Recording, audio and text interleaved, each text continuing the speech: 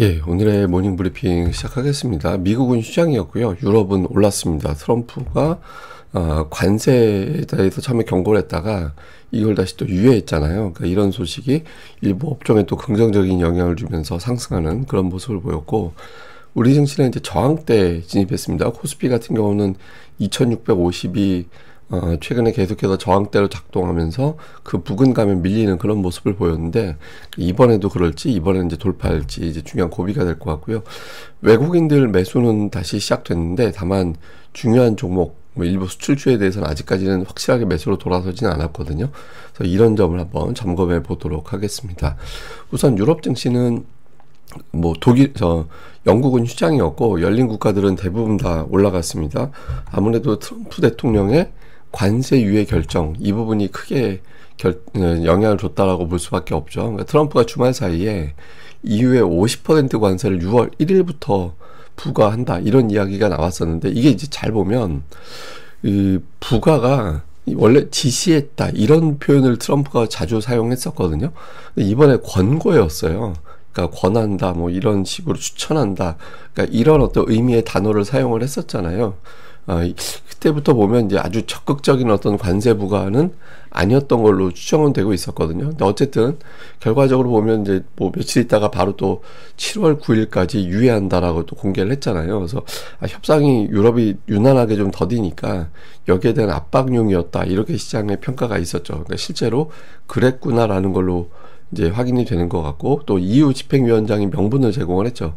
트럼프와 통화하면서 신속한 협상을 해야 된다. 그리고 우리가 이제 27개국이 모여 있는 데라서 의견 조율하는 게 쉽지 않았는데, 이번에 이제 신속하고 진지하게 협상을 할 것이고 그렇게 할 준비가 되어 있다, 이런 메시지를 남겼습니다. 그리고 또 독일 재무장관, 그러니까 독일이 미국하고 유럽 내에서도 이제 가장 많은 어떤 교역을 하는 나라잖아요. 그래서 독일 재무장관도 역시 비슷한 내용들, 그러니까 진지하게 협상해야 된다, 이런 내용을 또 공개하면서 EU 쪽도 결국에는 이제 협상에 탄력이 붙을 수도 있겠구나, 그러니까 이런 기대감이 일부 또 작동을 한 것 같습니다. 다만 이제 이게 과연 진지하게 될 거냐, 이런 거에 대한 반론도 있어요. 그러니까 예를 들면 6주 사이에 무슨 수로 결론을 내냐, 그러니까 결론은커녕 협정의 틀을 만드는 것조차도 어려운 기간이다. 그래서 6주 이내 7월 9일까지 결과를 낸다라는 거는 물리적으로 어렵다, 이렇게 이제 주장을 하는 쪽도 있고, 또 일부 유럽 분석가들은 EU가 이제 제안을 했는데, 그러니까 미국에서 도대체 뭘 원하는지 몰라서 협상이 안 되는 거다,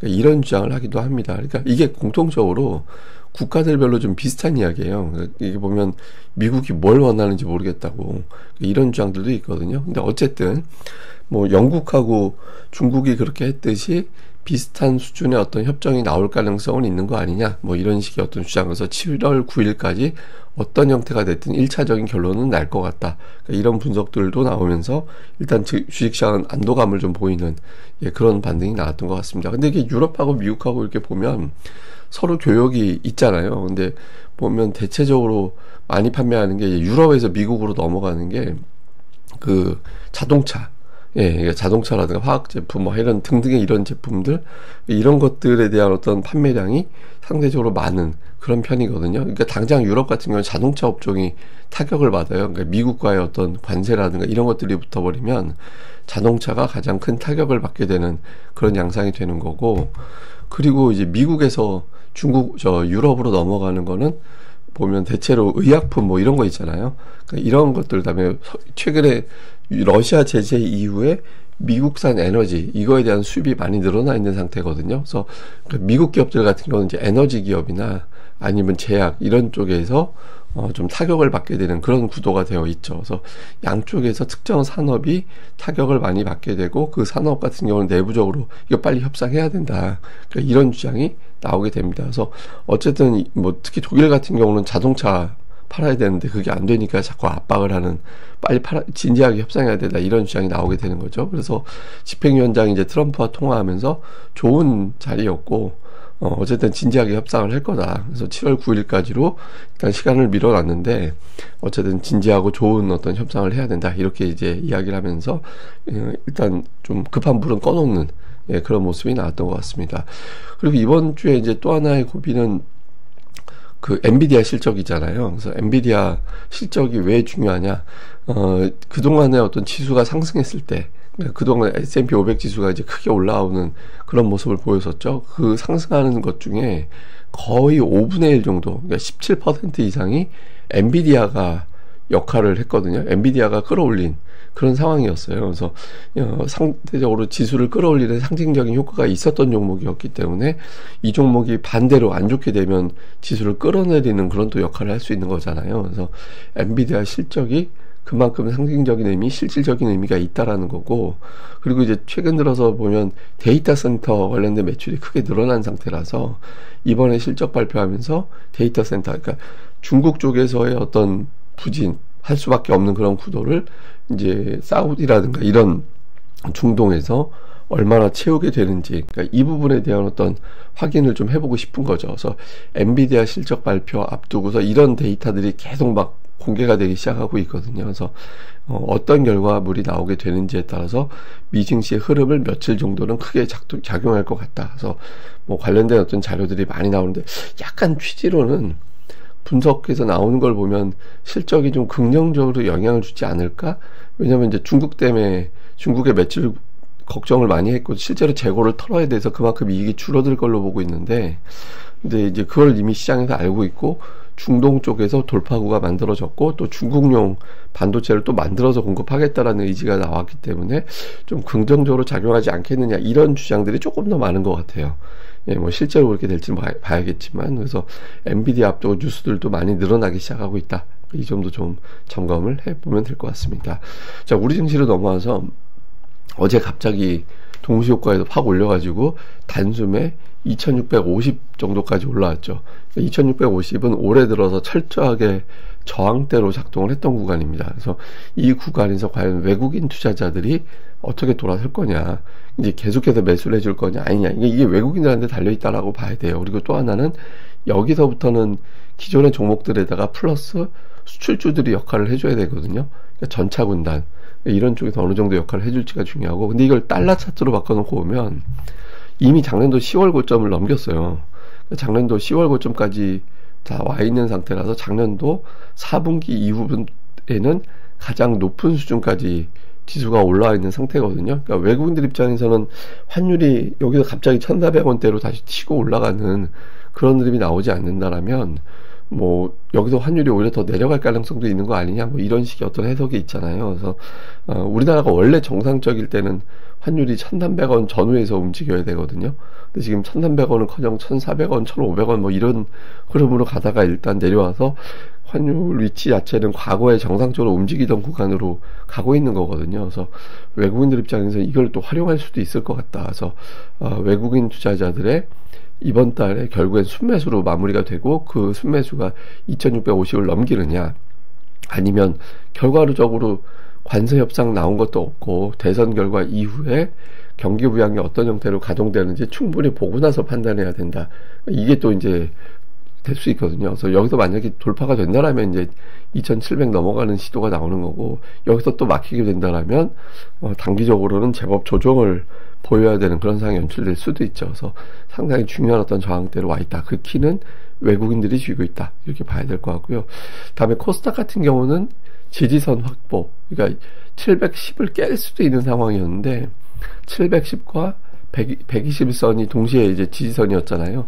그러니까 그 선에서 다시 올라갔다. 근데 최근에 단기적으로는 또 21선이 또 저항으로 작동하는 그런 형태가 됐었거든요. 근데 어제 종가로 21선을 넘겼잖아요. 그래서 코스닥은 이제 여기서부터 중요한 게 뭐냐면 메인 주도주가 지금은 시가총액 최상단은 어정쩡해요. 다 2차전지나 제약바이오나 로봇이나 이런 종목군들이 시가총액 최상단인데 되게 어정쩡하거든요. 여기서 좀 튀어서 올라가는 그런 대장주가 나와줘야 되죠. 그래서 코스닥 쪽에서는 그런 종목군들이 등장을 해주는 니까 필요하고, 삼성전자는 계속 이제 눌려 있잖아요. 근데 다행인 건 120월선이 이번에도 지지선으로 작동한 거긴 한데, 계속 이런 식으로 삼성전자가 이런 위치에서만 머물러 있다라면 코스피가 2650 넘어서 더 강하게 2700 향해 더 가는 거는 현실적으로 어렵게 되는 거죠. 그래서 코스닥 대형주, 그다음에 코스피의 1등 종목인 삼성전자가 여기서부터는 역할을 해야 된다. 안 그러면 이제 또 이게 저항대로 작동할 수 있기 때문에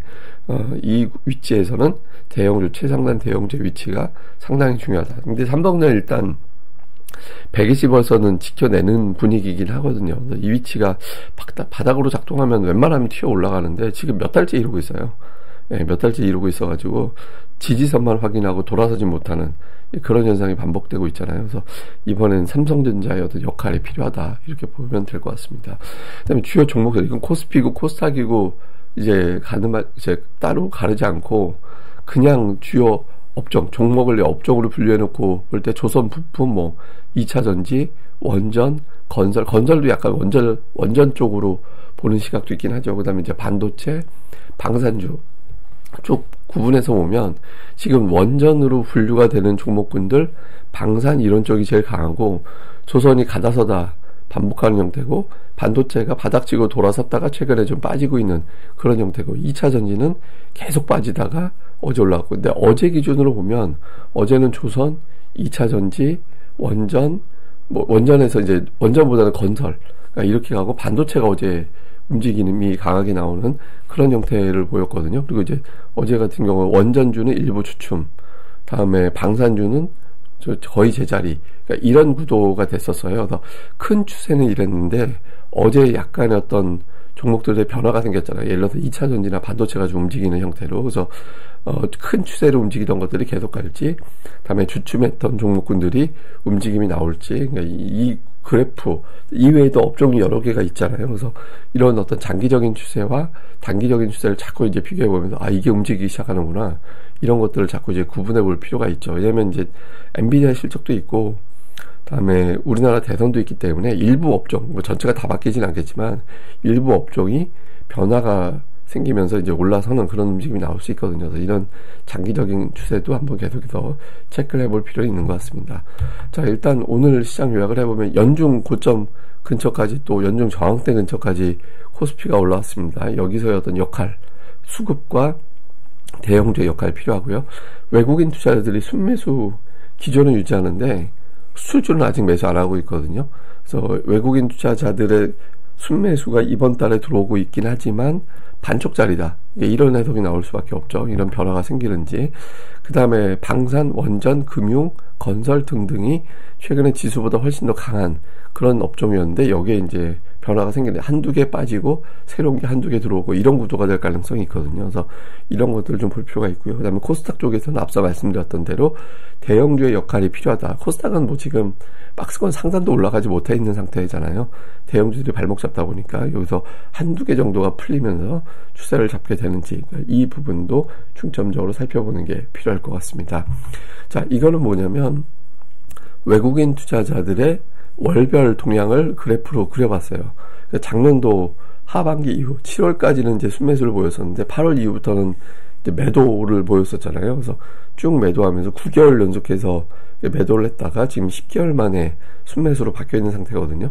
근데 외국인들 매매 추이를 보면 순매도로 바뀌어 있을 때 저때 한 거의 40조 원 가까이 매도가 됐었는데 삼성전자만 거의 25조 원 이상, 우선주 포함하면은 26조 원 가까이 순매도가 돼 있는 상태거든요. 그리고 이제 자동차주 매도했었고, 그러니까 반도체 플러스 전차 분단, 그러니까 자동차가 매도였어요. 근데 지금 바뀌어 있죠. 일단은 하이닉스가 순매수 상단으로 바뀌어 있거든요. 근데 지금 여전히 매도 쪽을 보면 올해 5월 이후 5월에 매도한 종목군들을 보면 여전히 삼성전자가 매도해요. 1조 원 이상 매도가 되어 있고, 그다음에 현대차가 또 매도로 되어 있고, 그래서 외국인 투자들이 순매수했다 하더라도 아직까지는 반쪽인 게, 그동안에 집중적으로 팔았던 거를 아직까지는 하이닉스를 제외하고는 돌아서지 않았거든요. 그래서 외국인들이 완전히 추세적으로 돌렸다, 이렇게 될 때는 자동차와 반도체에 대한 걱정까지 해소가 됐을 때 완전한 컴백으로 해석이 될 수 있거든요. 그래서 이후에 외국인들이 어떤 변화가 생긴다 그러면 이 부분까지 돌아서 줘야 이제 조금 더 편안하게 일관성 있게 눈치 보지 않는 그런 매수가 들어오는 거나, 이렇게 우리가 가늠할 수 있어서 이 점도 계속해서 체크를 좀 해보는 게 필요할 것 같습니다. 예, 또 그리고 이제 어저께 CNBC 보니까 우리나라에 대한 기사가 되게 많더라고요. 예, 보면 AI 관련해서 우리나라에 이제 들어오는 거, 그 다음에 이제 또 하나는 오픈 AI에서 이제 들어오는 거 있잖아요. 그다음에 유력 대권 후보가 한미 협상, 관세 협상에 대해서 언급을 했다더라. 뭐 이런 내용이 있고, 아시아 증시를 한국이 선도적으로 끌어올렸다. 어제 같은 경우는. 그래서 한국 관련 기사가 되게 많다라는 거는 이제 외국인들 주도가 높아졌다는 의미가 될 수 있거든요. 근데 어제 같은 경우는 미증시가 휴장이어서 매매가 줄어든 가운데 순매수를 해서 이제 조금 어정쩡했거든요. 근데 이게 이제 완전히 오늘 밤에 미증시가 열리기 때문에 외국인들 매매 규모가 어제보다 늘어날 수 있거든요. 그래서 이런 장에서 매수하는지, 그런 과정에서 그동안에 매도 위였던 종목이 한두 개라도 돌아서는지, 이 부분 잘 살펴보도록 하겠습니다. 예, 그럼 오늘 하루도 잘 보내시고요. 저는 또 다음에 뵙겠습니다. 이 방송 구독하기와 좋아요, 꼭 좀 부탁드립니다. 감사합니다.